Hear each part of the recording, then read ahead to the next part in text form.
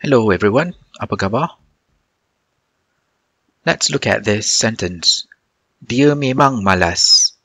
Dia memang malas. So what is this in English? What we want to focus on in this lesson is the word memang here.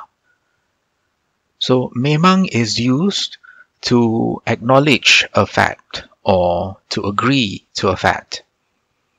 So usually it is used or seen with an adjective. Not always, but usually.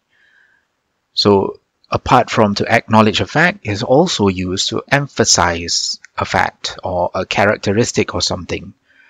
The closest word in English that can be used to mean memang is indeed. Also, other words that can be considered to be somewhat close to memang is naturally or existingly.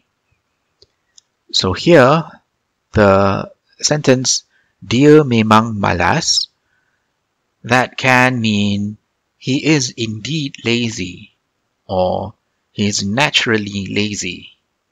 So it's acknowledging a fact that this person is lazy or he is existingly or inherently lazy or he is known to be lazy. So that's how memang can be interpreted in English. Awak memang dah cantik. Awak memang dah cantik.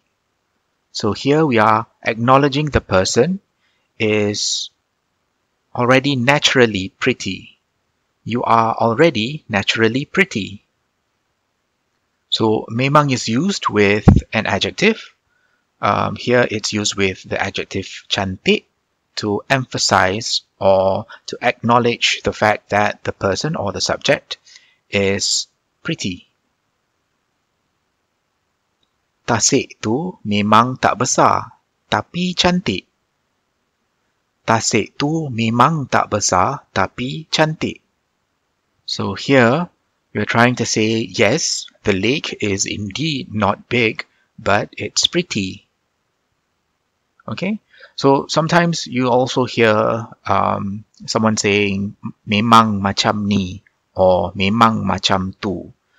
So here they are actually saying that it's existingly like that or like this. So if someone is saying kita tak boleh tukar sebab memang macam ni. Kita tak boleh tukar sebab memang macam ni.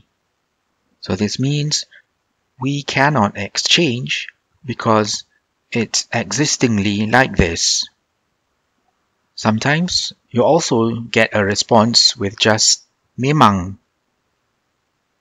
For example, subjek tu susah, and you have a response, memang. Subjek tu susah, memang. So here, memang is used to agree to the fact or acknowledge the fact that the subject is hard. So in English, it may be along the lines of, yes, indeed. So if you want to say something like, yes, my handwriting is indeed bad. So what is handwriting in Malay? Tulisan. Tulisan. So to say something is not pretty is buruk, or you can also use the word teruk. Ya, tulisan saya memang buruk. Ya, tulisan saya memang buruk. Her cooking is really good. So how do you say this in Malay? So to cook is masak. A cooking would be masakan. So you can say masakan dia sangat sedap. Masakan dia sangat sedap. Or if you want to replace the word sangat here, masakan dia memang sedap. Masakan dia memang sedap.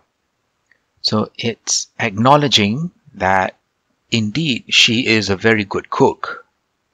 Okay?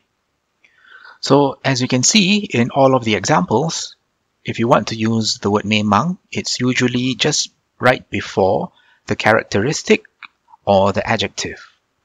Memang cantik, memang susah, or it's before the word dah or sudah. Memang dah besar, memang dah siap. Okay? And sometimes you also would see the word sememangnya.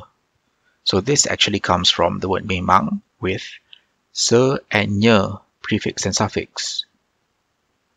So it's more common in formal Malay, and it means in reality or indeed. So it's trying to acknowledge a fact or a statement. Sememangnya isu itu boleh dielakkan. Sememangnya isu itu boleh dielakkan. So this means indeed or in reality, the issue could be avoided. Dia sememangnya terkenal di Asia. Dia sememangnya terkenal di Asia. So here we are emphasizing the fact that she is indeed well known in Asia.